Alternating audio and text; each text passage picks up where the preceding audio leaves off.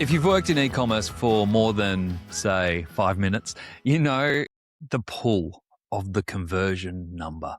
Everyone's obsessed with it. And the pressure gets intense because the moment someone in a leadership position discovers that one magic number, that's all they want to talk about. It doesn't matter that you know the intricacies, that you know how uncertain it can be and how rubbery that number actually can be when you pull it apart. Meanwhile, brand seems to cop it. Brand gets called fluffy. And if I'm honest, sometimes that's on us because we haven't always done ourselves any justice in showing the commercial outcomes of building great brands. So, brand is often the line that gets cut first when the quarter gets really tight because no one can point to exactly what it did this week when it comes to delivering sales. I've sat in those meetings on both sides, and I reckon we've got the fight back to front. Brand and conversion aren't rivals. Brand is the thing that makes your conversion cheaper. The person who explains this better than anyone else I've met is Dave Dullens. Dave's the head of brand and consumer at Conquest Sport. They run Converse here in Australia and New Zealand, and he spent 20 years keeping iconic brands like Converse, Doc Martens, and Timberland relevant across generations. Now, Dave sells across a lot of channels, wholesale, retail, direct. So you might be tempted to think that this is a big brand problem, but it isn't. Whether you're pure D2C or selling every other way, the point lands the same for all of us. You have to keep investing in brand, not just always drive to a direct conversion to make the conversion cheaper. Dave has this exact fight with the conversion number every single month, and he's worked out how to actually win it. So let's hear it from Dave. There's sometimes you need some messages to cut through. You can't rely on the algorithm to surface the most commercial. That's fine. If I was selling one product and all I was worried about was converting that one product, sure, let that go. But the reality is brands don't sell one product. Brands sell hundreds of products. And some things need to find an audience to be able to establish as a product. So, sometimes we need to step out of that algorithm and give things its own budget to be like, this needs to find an audience because this is what we want to talk about. This is what we want to grow. So we're constantly kind of, working through the content that we have and navigating the algorithm where we need to, set up a separate ad set that delivers to an audience and then feed that back into your master ad set that can then push them down the funnel to conversion. But yeah, we can't always rely on the algorithm to do, it doesn't understand the brand priorities. It understands conversion. Yeah. So Have you got any examples of where you've gone, actually, we need to fund this message? Like, this is just a message that we want to get out there, especially through social content. I don't care about conversion at this point. But this is a really important message to help grow our brand. yeah. Look, that's a battle we constantly have like every month, I'd say, internal, external, like, because you've got people with priorities. Like, my priority is to drive people to the website to buy. I'm like, cool. My priority is to grow the brand so people want to come to the website and buy, as well as driving sales. So you always got to play this two sides of the coin. So, most, a couple of times a quarter, we'll have a campaign that needs attention. So we'll carve out budget. We'll say, this is non-conversion. This is brand. We're going to deliver these for awareness. We're going to deliver these for reach. And then we're going to ladder that down into consideration conversion. But you need that first piece to get the second piece. Because, if we just let the algorithm do its thing, it's going to keep showing the same product to the same people and push them all the way down. So the chance to talk to new is difficult. What's your approach to getting new consumers into the brand? Do you have any special messaging or formats that you find to acquire or engage new consumers? We tend to do a lot of lookalike targeting. People who like our brand are likely to look like people who also might like our brand. So we'll do with that. We work with different wholesale partners. We tend to use them as some positioning sometimes. Getting into the right accounts gets you in front of customers that don't come to the Converse.com or don't walk into a Converse store. So I guess that's the power of wholesale. And that's where, you'll talk to a consumer that's looking at 6 or 7 brands as options and you're one of them. So putting the right product in the right places is a big part of kind of marketplace management. So, building good relationships with wholesale partners is pretty essential to that as well. Yeah. It's really interesting, isn't it? Because even all the brands that you've worked across and that you've mentioned so far, new consumers probably already have an opinion one way or another, even if they haven't experienced it, because you are such real world brands. You exist. Like, you can't avoid them. I know my 11-year-old, he's basketball mad and thinks he's the coolest guy in the world, even though he's 11. And we were somewhere the other day and I said, "Oh, look at these cons. These would be cool." He's like, "No, I don't wear cons." I'm like, "Why Yeah. not?" He's like, "I wear Nike." And I'm like, he's got no grounding at all on why it is or why it isn't, but they've got an opinion and that will change and evolve over time. Yeah. And it feels like they're getting that young idea. When I was 11, I didn't. I was just wearing whatever my parents got me. I was I'm the just like, oh, put same. that on. Yeah. So my Yeah. son's 10 and he's the same. Like, he wears Jordans. I'm like, mate, can you put some Converse on? He's like, I want to put Jordan. So, hey, look, hey, I said the consumer decides. He's a consumer. He's going to decide what he wants to wear. And that's fine, no matter what his dad says. Yeah. It's not the only thing he pushes back on either. So, I want to go back to what you said about affiliate, because I think that's really interesting and a model that we don't do a lot of in Australia, very popular in the US. yeah, big time. We've obviously got a few technical challenges with, TikTok Shop isn't here yet. I don't think, it's just not a big part of our culture around rewarding others for producing content that directly drives sales. Do you find that the effort to work on those affiliate programs justifies the outcome? Well, I think you're right. It's not a massive part of it. And even when we were exploring it, we're like, is this right for footwear? Like, it feels like, FMCG or cosmetics and things feels like a place that really works and lands. So we thought we'd give it a try locally. It's still what it needs to do, I think. So the effort's there, but the power's really in the content. We get great content. We then leverage that content back into our channels. And yeah, it just allows us to feed that funnel with content more so than, and it pays for itself from a affiliate Yeah. point. Yeah. So the direct sales is secondary to it, and it's almost like a little bit of a cherry for the creator to go. Yeah, I think if "Mm, they're doing good content, we want to reward them for it. So that's what the affiliate's there for. It also, just allows us to start to set up when things like TikTok yeah, Shop do come into market. We would have a community ready to go who's used to working with us. We're used to working with them. They're creating content, and then it just falls into another platform, and they can monetize over there as well. As can we. I'm keen to get your thought on TikTok Shop, especially after the Pattern event, because we had Tim from TikTok present, and since then there's been a little bit of press. It feels to me like TikTok have basically put their hands up and said, if you're in Australia, don't wait for TikTok Shop because it isn't happening anytime soon. Yeah, I think it's. I still think, like from a brand point of view, brands really want it, and they think they want it, but they're not producing content at the scale to justify TikTok opening it here. Is the message I'm understanding Yeah. from TikTok. So until it's cart before the horse kind of stuff, like brands are like, cool, when TikTok Shop comes, we'll go. Like, actually, no, you're going to go now, Yeah. and then TikTok Shop will come. Yeah. So But TikTok isn't sitting there not driving sales at the moment. they're doing fine. They're doing okay. Yeah. So, and the brands are still using TikTok Yeah. and directing them back to their website to complete the purchase. So it's not like they're missing out on what's happening on platform at the moment. But it's just like, the talk that you hear out of the US and the size of what that's doing there, there's some sparkles in some people's eyes around what the potential could be. So look, you can only build what's here. You can only work with what's available. So you do that. And then when new technology comes in, as it always does, you assess and you adapt. Yeah.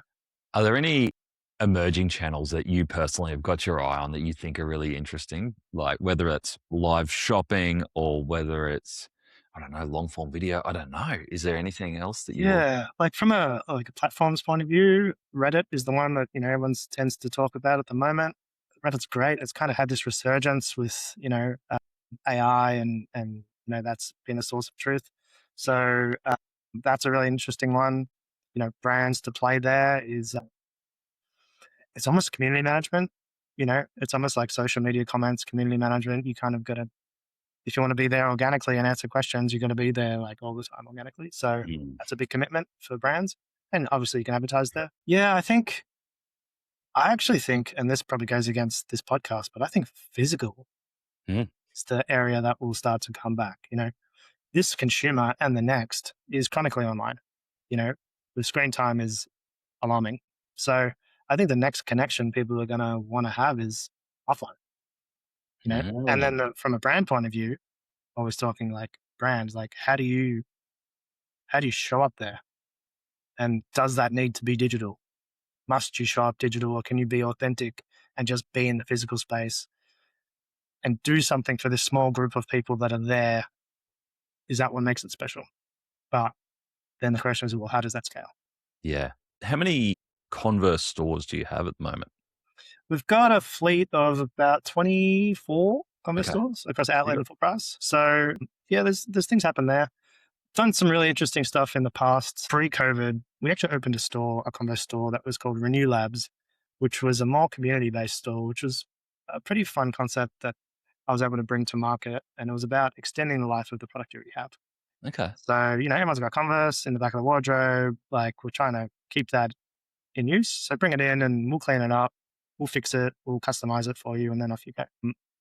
Ultimately, commercially didn't stack up, unfortunately. But what did really work was the community piece of it, that people like to come in, like to have a chat, like to talk about their shoes and the stories and all that sort of stuff in there. So there's some nuggets in there that, how do you bring that together? Does product play a role?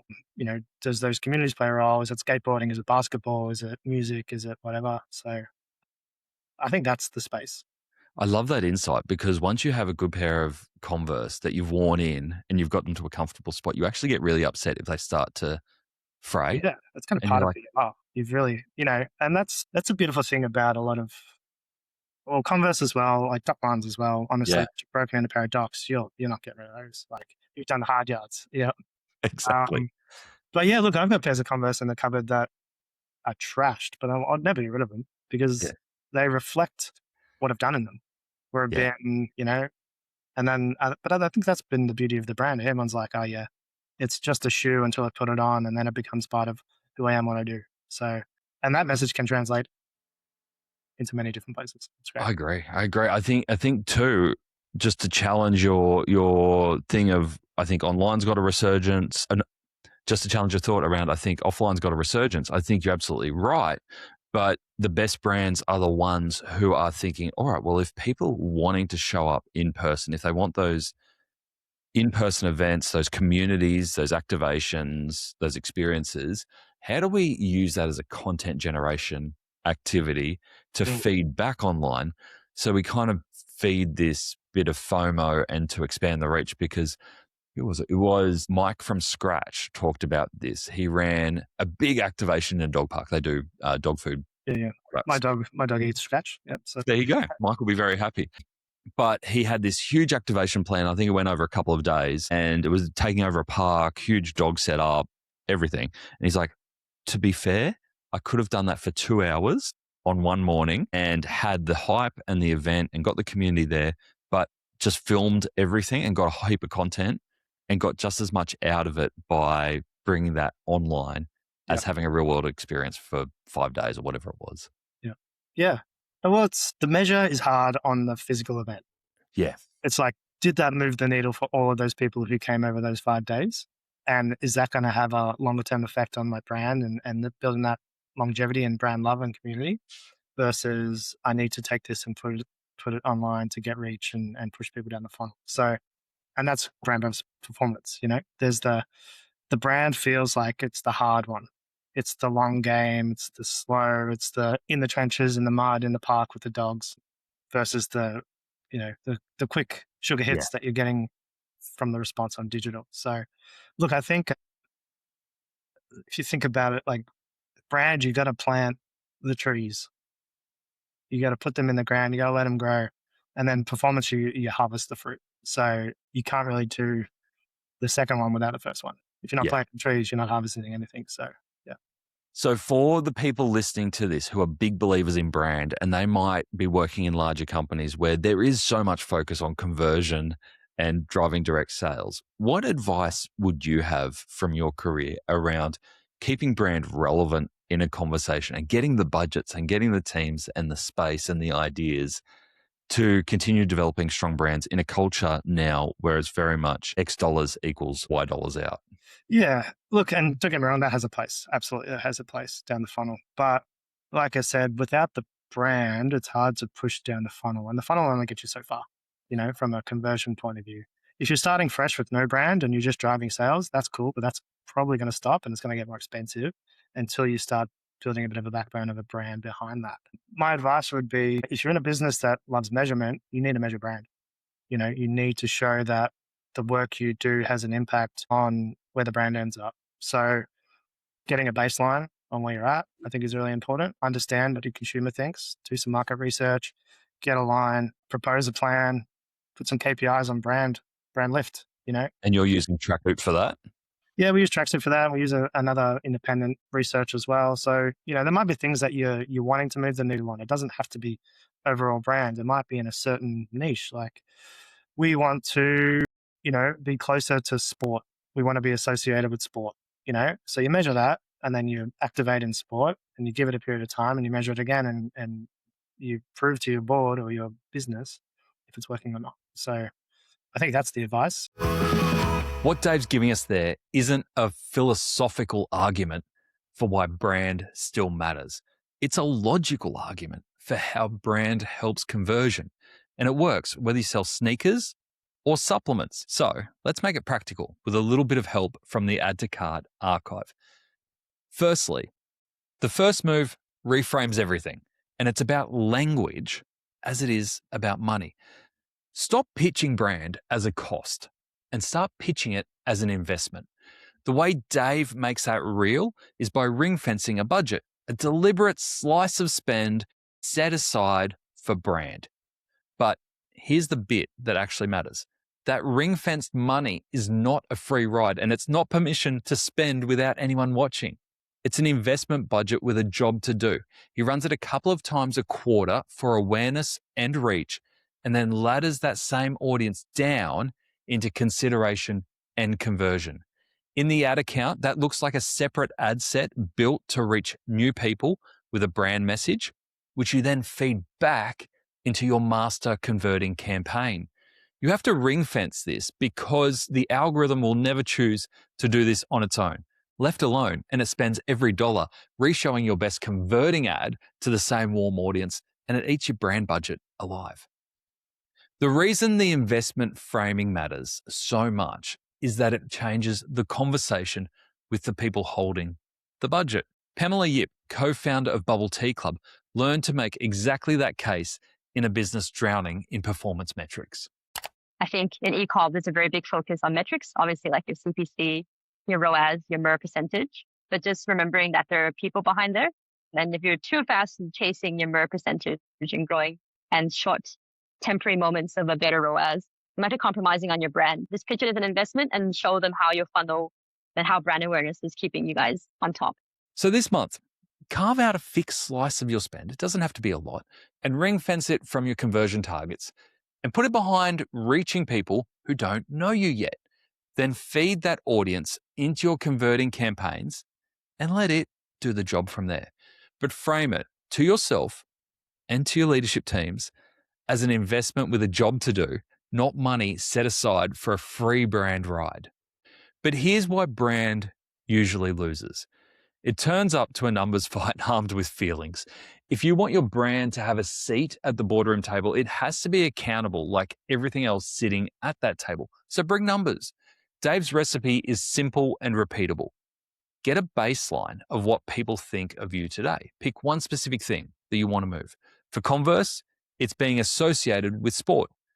Put a KPI on it, brand lift or category association.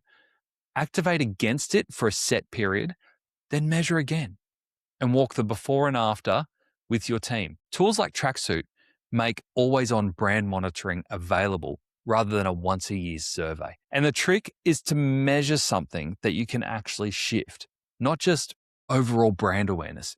You need to be able to measure cause and effect over a specific time based on specific actions. No one makes this case better than Jess Hatzis. She's the co-founder of Frank Body. Jess is a creative leader through and through. She's one of the smartest people in the business and has been able to evolve brands, especially legacy brands in retail, into the modern world of digital and e-commerce.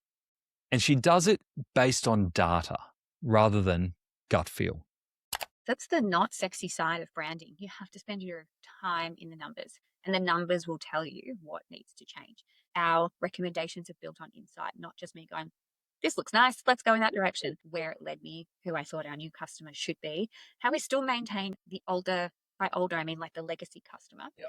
That wants to be part of the brand, but how we get comfortable with letting go of the customer who isn't adding as much long-term value to the business. I don't believe in the sentence, I feel and I believe sitting in the boardroom, unless it's so relevant to the topic. It should be the numbers show us or the research shows us. Therefore, here is the recommendation. And everything was based, like the conversation was rooted in that type of insight. So pick one brand metric that you want to move. Baseline it now, activate against it, and then remeasure.